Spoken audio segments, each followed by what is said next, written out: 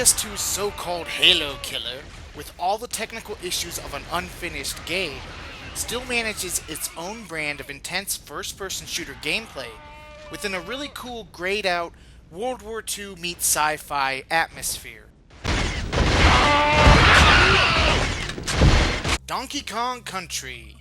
While some modern critics have labeled this game as overrated, with its tight controls, its well-thought-out level designs with all sorts of hidden areas and bonus modes defined, and awesome soundtrack, still make this one of the best 16-bit platformers. Fighter's Destiny. This, at first glance, generic fighting game sets itself apart with the point-based system of winning fights, and a master challenge mode that allows players to earn new moves and combinations for each fighter. 2.1 R-Types. This PS1 compilation combines the arcade classics R-Type and R-Type 2, with Infinite Continues added, and is a must-buy for shoot-'em-up fans. Streets of Rage 2. My personal favorite beat-em-up of all time, has tight controls, some of the best music the Genesis ever produced, and gameplay so fun that even my sisters used to hijack my system for hours of marathon playing. The Last Blade 2. A slower-paced, artistic, but more strategic and focused 2D fighter. The Last Blade 2 is a game that true 2D fighting game enthusiasts will dive right into, but Twitch fighting fans may want to proceed with caution. A Boy and His Blob.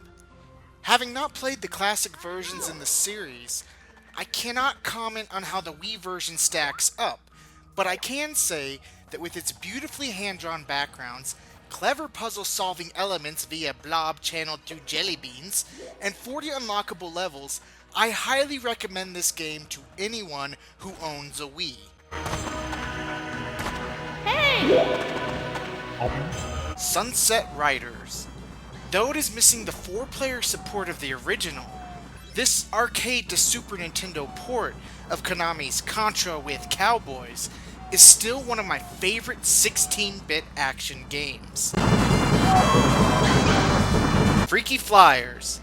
This $2 thrift store find surprised me with its depth in the racing modes through the addition of sub-goals to complete in each race, expansive racing environments, and a careful blending of vehicular combat and kart racing formulas.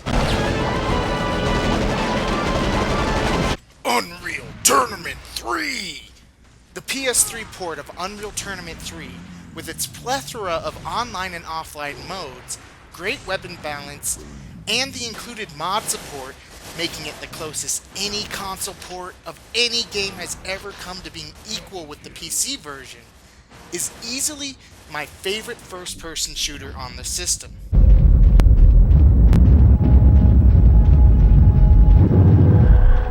The Munchables. Though the challenge level is a little on the easy side, the Munchables' Katamari style of gameplay, where the more you eat, the bigger you get until you eat everything on the map, will keep you completely addicted to this game.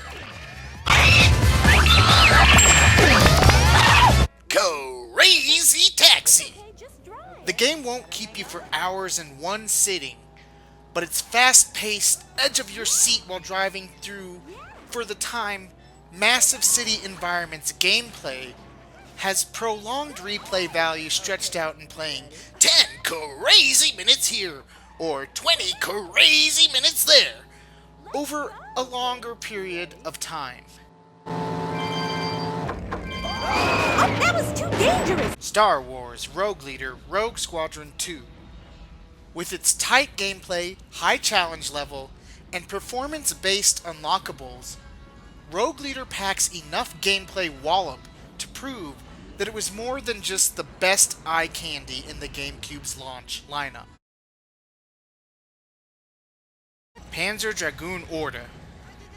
I admit, outside of Saga, the Panzer Dragoon series has always been a glorified rail shooter series, but this fourth installment still retains those rail shooter mechanics within a series trademark interesting otherworldly atmosphere that becomes just as much a part of the experience as the gameplay. Barbie Race and Ride. This game sucks. Rage Racer.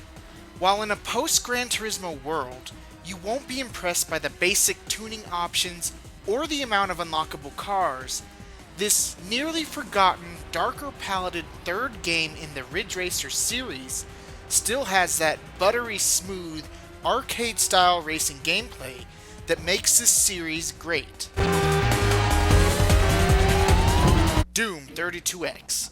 From a playability standpoint, the 32X port of Doom plays great, despite not even having as many levels as a Super NES version and the "it's so terrible, it has grown on me to the point that I kind of like it" music.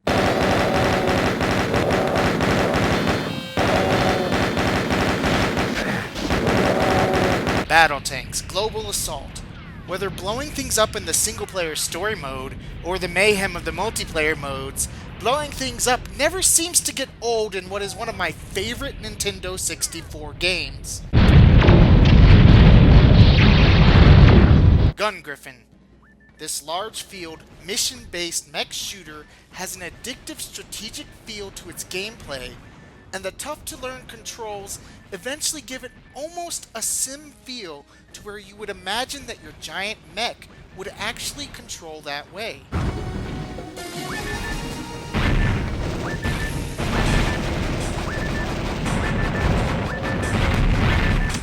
Shogo, Mobile Armor Division. Lost in the shuffle of the release of the original Half-Life, Shogo combines on-foot and giant mech sequences into a story-based first-person shooter that is one of the most criminally underrated PC shooters I have ever played.